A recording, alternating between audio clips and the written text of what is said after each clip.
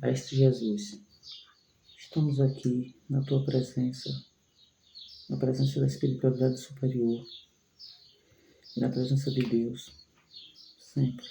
Agradecemos a família espiritual de cada um de nós, que vela por nós todos os dias, todas as horas, para o nosso bem, objetivando o nosso crescimento espiritual.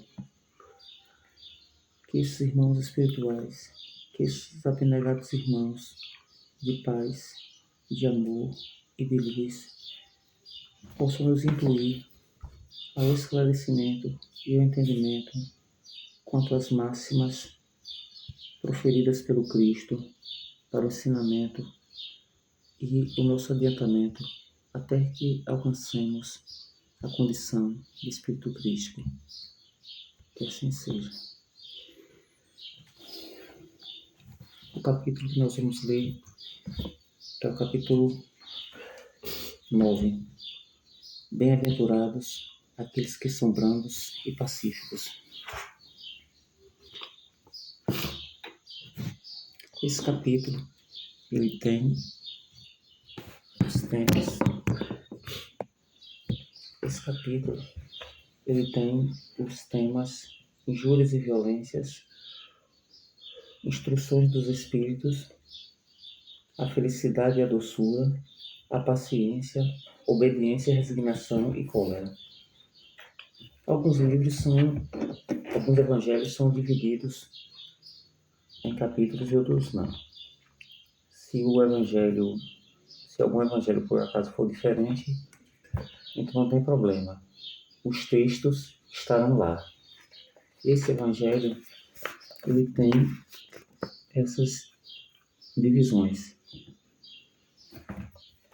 Mas, se não houver as divisões, haverão apenas pequenas diferenças em palavras utilizadas, sinônimos, de acordo com a escolha do tradutor. O primeiro tópico deste capítulo, bem-aventurados aqueles que são brandos e pacíficos, é o tópico injúrias e violências. Que na Bíblia, ele pode ser lido na Bíblia também. E começamos esse tópico com a leitura do trecho bíblico. Em São Mateus 5, 21, 22. Ver se eu encontro aqui para ler direto na Bíblia.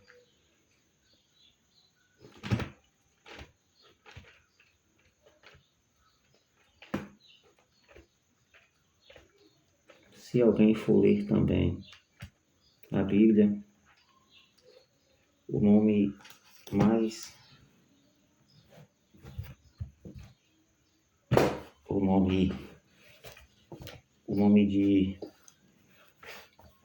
desse apóstolo é Levi.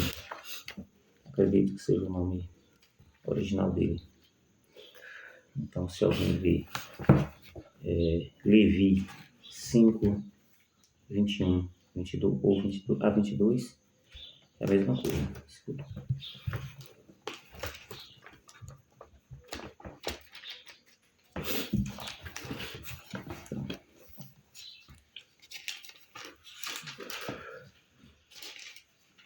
Não tem problema algum, porque o importante da leitura não é tanto a letra, Porque, como diz o próprio Cristo,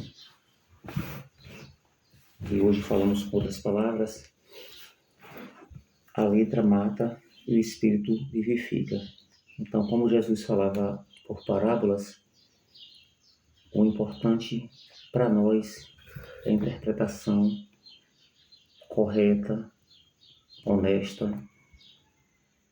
do Evangelho de Jesus.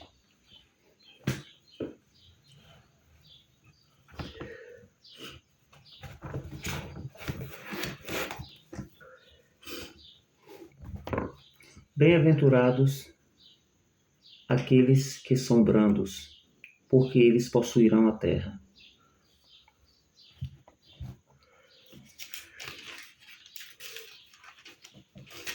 Essa é a primeira máxima. Levi 5:4.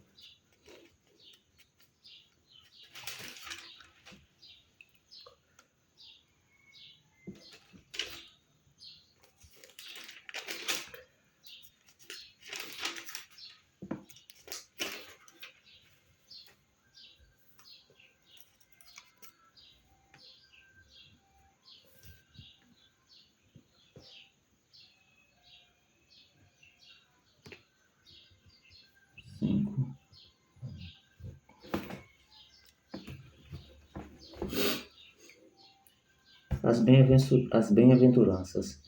Felizes os pobres em espíritos, porque a eles pertence o reino dos céus. Felizes os aflitos, porque serão consolados. Felizes os mansos e humildes, porque herdarão a terra da promessa. Felizes os famintos e sedentos de justiça, porque serão saciados. Felizes os misericordiosos, porque serão tratados com misericórdia. Felizes os puros de coração, porque verão a Deus. Felizes os promotores da paz, porque serão chamados filhos de Deus. Felizes os perseguidos por causa da justiça, porque a eles pertence o reino dos céus. Felizes sereis quando vos ofenderem, perseguirem e disserem todo tipo de calúnia contra vós, por minha causa. Ficai alegres e contentes, porque grande será vossa recompensa no céu, pois assim é que perseguiram os profetas que vos precederam. É um pouco, para algumas pessoas, né? É um pouco estranho essas máximas, né? A primeira pergunta é: como é que são felizes os que são perseguidos? Não é? Aqui no Evangelho ele escolheu essas aqui, né? Quer ler? Lê até aqui, ó. Basta ler só o texto mesmo, que todos são... Bem-aventurados aqueles que são brandos. Essa parte daqui? Sim. Bem-aventurados aqueles que são brandos, porque eles possuirão a terra. Bem-aventurados os pacíficos, porque eles serão chamados filhos de Deus. Aprendestes o que foi dito aos antigos: não matarás, e qualquer que matar merecerá ser condenado pelo julgamento. Mas eu vos digo que qualquer que se encolerizar contra seu irmão merecerá ser condenado pelo julgamento. Aquele que disser a seu irmão raca merecerá ser condenado pelo conselho, e aquele que lhe disser sois louco merecerá ser condenado ao fogo do inferno. Isso. O Evangelho, no decorrer do trecho, ele será explicado, né? Mas sempre cabe um entendimento, né? Melhor. Sempre cabe uma interpretação, né? Melhor das palavras. Posso ler a quarta? Deixa ela aqui. E o quarto já é a explicação do Evangelho. Mas vamos começar por onde a gente, aqui na Bíblia, leu. Segura aqui, senão ele fecha. Pelas bem-aventuranças, né? Essas bem-aventuranças, elas podem... Aqui na Bíblia, o trecho 5, ele fala: Sermão da montanha. Vendo estas multidões, ele subiu ao monte. Quando sentou, seus discípulos chegaram para perto dele. Tomou a palavra e ensinava-os assim, as bem-aventuranças, né? Então, é muita coisa para se entender, mas dá para discutir já alguma coisa aqui. O próprio Evangelho segundo o Espiritismo, ele vai esclarecer bastante isso, mas já dá para discutir alguns trechos desses aqui.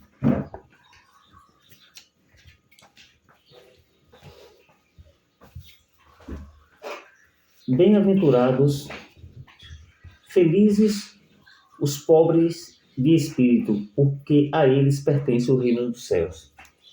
É interessante entender o que se quer dizer com esse trecho, pobres de espírito. Talvez não seja o entendimento comum dos tempos de hoje e da cultura de hoje, né? Esse pobre de espírito, eles nos parece mais as pessoas que não têm o espírito tão guerreiro, tão agressivo, no sentido de ser tão agressivo. E aí, interpretando dessa forma, ele vai casar melhor, né, ou se coadunar melhor com as outras falas que vêm em seguida nessas bem-aventuranças. A segunda frase aqui nesta Bíblia que eu mostrei, aqui, outra Bíblia pode ter outra leitura um pouco diferente, né, outra tradução. O segundo trecho é: felizes os aflitos, porque serão consolados. Esse é mais fácil de entender, né?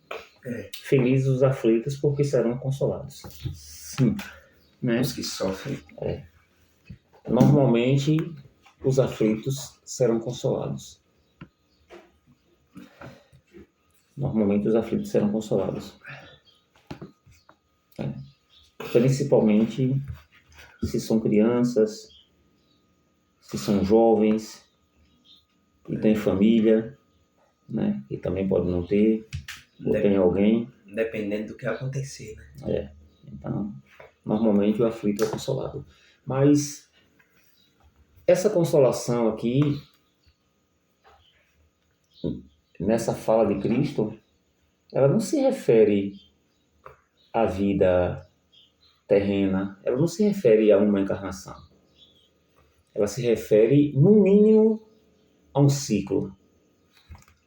E um ciclo, ele envolve uma encarnação, um período na erraticidade, né, como se fala no Espiritismo, e um período aqui nessa dimensão, né, que nós denominamos material densa.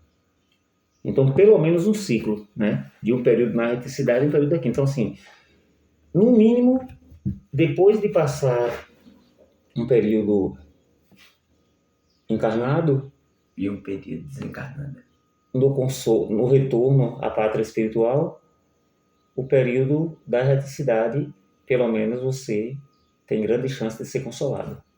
No período da erraticidade, né? No período desencarnado. Então, assim, isso não foi dito por Jesus para ser entendido aqui, porque Jesus, ele veio revelar a vida espiritual, né? E assim, não nos enganemos em pensar que na época de Jesus a descrença na vida espiritual era tão grande quanto é hoje. Ou seja, essa descrença na vida espiritual, na pátria espiritual, na vida eterna espiritual, vida ativa e muito ativa, né? E não vida dormindo e descansando, né? Essa vida era muito bem entendida na época de Jesus, né? Porque o povo hebreu era um povo bastante espiritualizado e eles entendiam muito bem. Ou seja, houve uma desconstrução, né, a partir do tempo, de interesses políticos sobre as práticas religiosas. Né? E temos o caso interessante, né, do rei que escolheu ser papa, né, o chefe da igreja, para que ele pudesse satisfazer uma vontade sua material. A igreja não permitindo que ele se casasse de novo na igreja. Ele foi e criou outra igreja anglicana. E se tornou o Papa da igreja. Então, assim, esse aí é só um pequeno indício do quão a igreja, né, e aí nós falamos de forma geral, né, independente da cultura, né, se é na Índia, na China, a gente não sabe muito, mas na Índia, se é uma igreja ortodoxa, se são seguidores de Maomé, de Moisés, se é a Torá, se é o livro, né, o Corão. Então, se aconteceu na nossa cultura ocidental, nova e recente, com certeza aconteceu nas outras culturas, né, esse entendimento. Então, felizes os aflitos, porque serão consolados. O próximo é: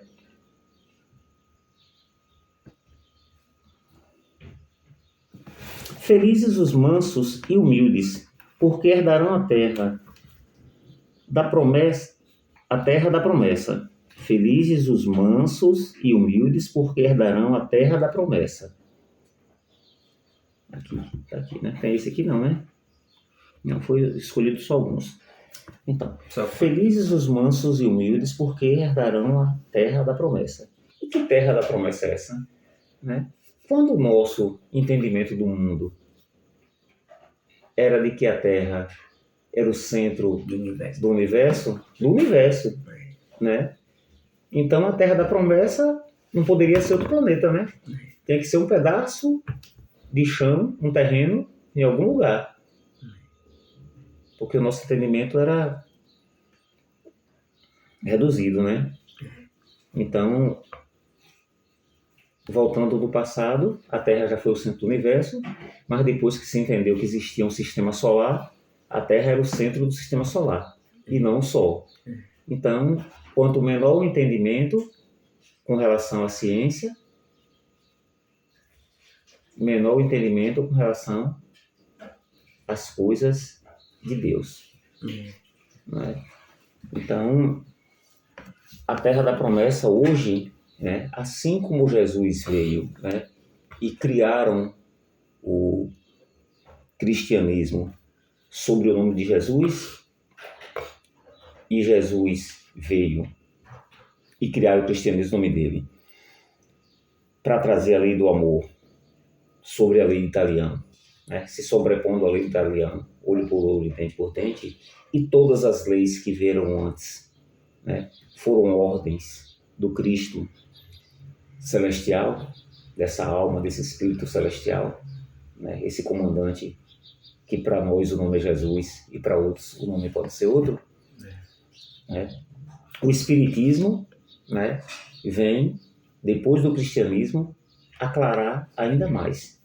Né? Então essa terra prometida não é mais um pedaço de terra do planeta, seja onde for, seja no Oriente Médio, né, seja na Ásia, na Europa ou nas Américas, não é mais um pedaço de terra. Essa terra prometida agora, ela já passa a ser talvez o próprio planeta regenerado, né, quando nós alcançarmos, e essa terra mesmo no fundo é o nosso coração, porque o nosso coração, eivado de amor, de paz, de luz, né, de fraternidade, ele vai emanar essa terra prometida que a gente sonha.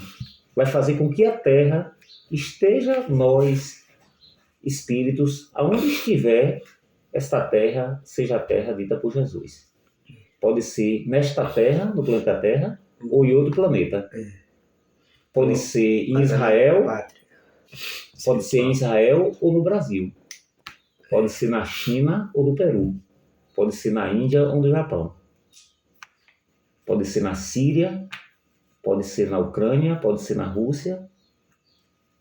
pode ser em qualquer país da África, né? Essa terra prometida de paz, de amor e de luz vai ser alcançada se a terra do nosso coração estiver coberta dos ensinamentos dos evangelhos de Jesus e dos ensinamentos de outros que vieram antes preparar o caminho em todas as nações da terra, não é? Porque a gente não pode excluir ninguém.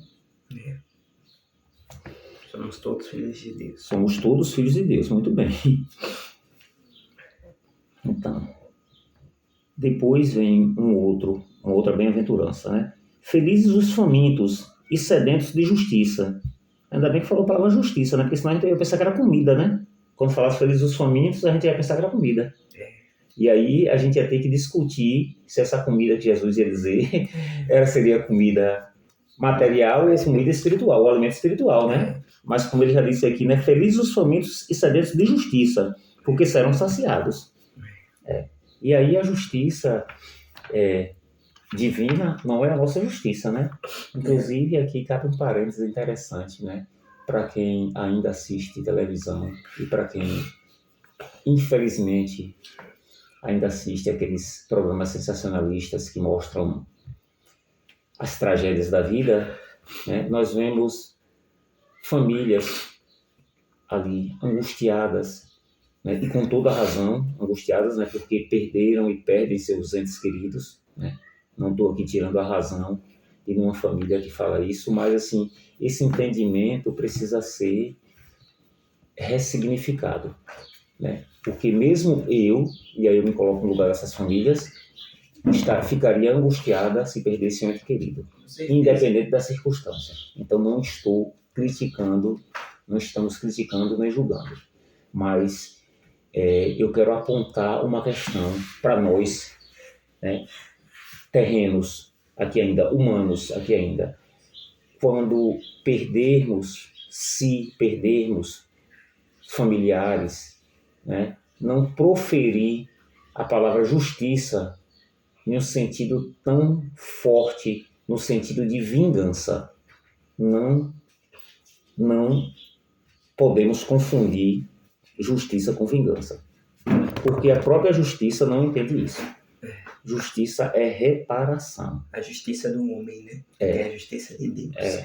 E principalmente a justiça que Jesus trouxe. Justiça é reparação. E para nós... Não vingança. Isso. E para nós, espíritas, muito cuidado. Muito cuidado para não ficarmos presos em entendimentos pequenos. Reparação não necessariamente necessita passar pelos mesmos perrengues que submetemos os outros. Reparação não necessariamente significa sofrer os mesmos reveses que impomos aos outros. Não significa que quem cometeu um crime de morte, que matou de tal forma, necessariamente terá que morrer da mesma forma. Isso é o entendimento equivocado anterior à vinda do Cristo, a lei de Italião, né, que todos atribuem a Moisés, né? Olho por olho, dente por dente. Se uma pessoa morresse, ela teria que ser morta. Então, reparação pode significar trabalho no bem, trabalho no amor. Nós temos obras aqui no Brasil maravilhosas. Nós temos o Fraternidade Sem Fronteira, que é essa camisa aqui. Fraternidade Sem Fronteiras, muito conhecida. Então isso é obra no bem. Vale a pena conhecer essa camisa, essa organização, né? E nós temos tantas outras organizações, inclusive que não são religiosas. Porque também, não necessariamente, precisamos estar ligados a uma religião para trabalhar na seara do Cristo. No bem. Para trabalharmos no bem. na obra de Deus, Para os que não que é o acreditam. bem. Então, exatamente, para não me perder, então temos também esse grupo aqui, Fraternidade Sem Fronteiras, temos a obra de Divaldo Franco, aqui no Brasil, né, na Bahia. Tivemos as obras sociais de Irmã Dulce, né, também na Bahia. Então, assim, Divaldo Franco é espírita, não é? Irmã Dulce, católica, não é? E o Fraternidade Sem Fronteiras é uma organização. E tantas outras que tem pelo mundo que não precisamos falar, e tantas outras que existirão em outros países que não conhecemos. Então, esse é o trabalho no bem, esse é o trabalho regenerador, né? Ou seja, esse é o trabalho reparador. E aí poderemos reparar, né? Reparar as nossas faltas. Ou seja, esse reparar que o Espiritismo traz tão forte. E o espírita não pode confundir isso, né? Porque estamos 2 degraus acima, né, da lei de Italiano, né, do olho por olho, dente por dente. Né? Então não pode ter equívoco mais. Justiça do... Então, falando de justiça, relembrando uma coisa que eu observo muito aqui no Brasil, temos que ter cuidado. Nós vemos nos jornais televisivos, jornais que, no meu ponto de vista, não deveriam nem existir, porque assim... Só traz notícias ruins de catástrofes, mortes, acidentes, crimes. Isso traz uma psicosfera, uma energia tão ruim pra gente que não é legal. Então, justiça não é vingança. Justiça é reparação. Então, o próximo. Felizes os misericordiosos, porque serão tratados com misericórdia. Isso aí é interessante, né? Misericordiosos serão tratados com misericórdias, né? Isso deveria ser a regra, né?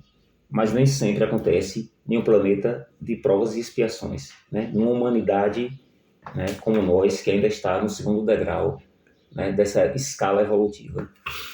Mas isso é mais fácil de entender, né? Felizes os misericordiosos, porque serão tratados com misericórdia. Aí sim, nos reinos dos céus, ou seja, na parte espiritual, aí sim, serão tratados com misericórdia, porque isso também obedece a uma lei que a doutrina espírita traz, que é a lei de retorno, a lei de ação e reação. É a lei do bumerangue. Tudo que vai, volta.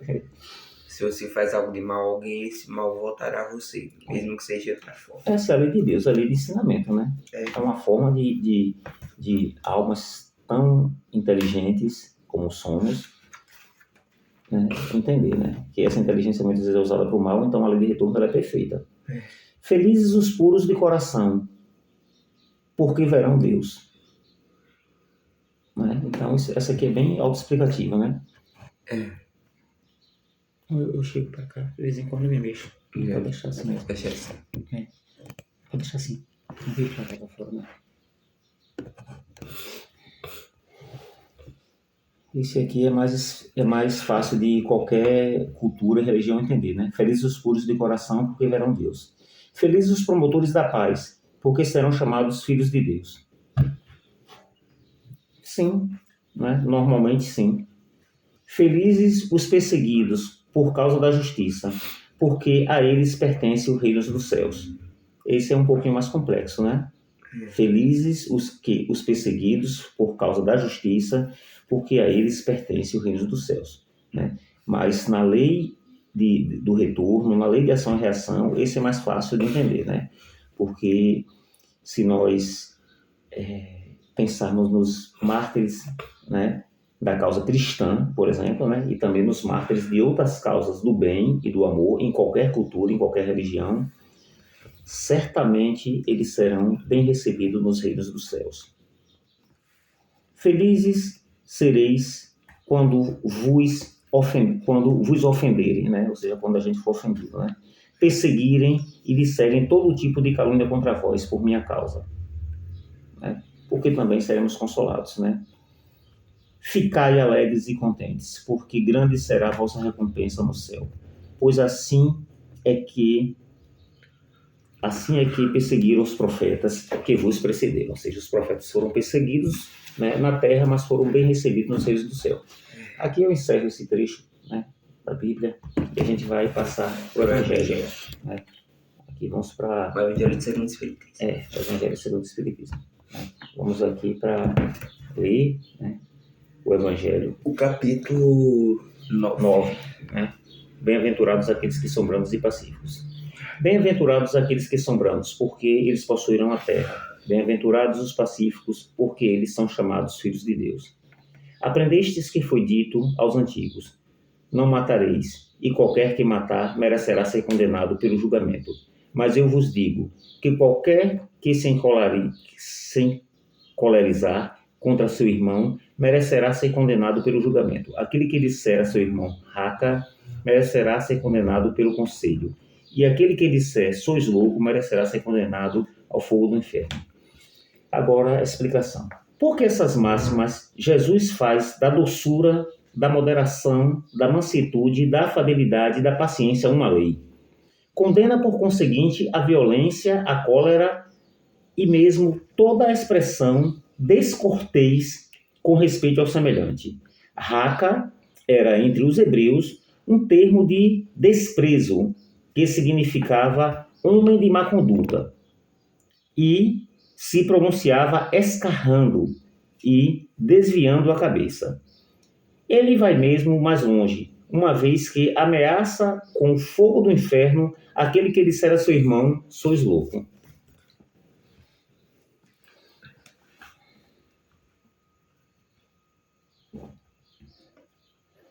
É evidente que aqui, como em toda circunstância, a intenção agrava ou atenua a falta.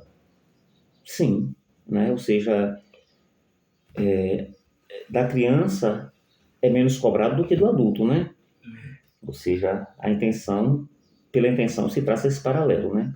Mas em que uma simples palavra pode ter bastante gravidade para merecer uma reprovação tão severa, é que toda palavra ofensiva exprime um sentimento contrário à lei do amor e da caridade, que deve regular as relações dos homens e manter entre eles a concórdia e a união, que em um insulto à benevolência recíproca e à fraternidade, que entretém o ódio e a animosidade.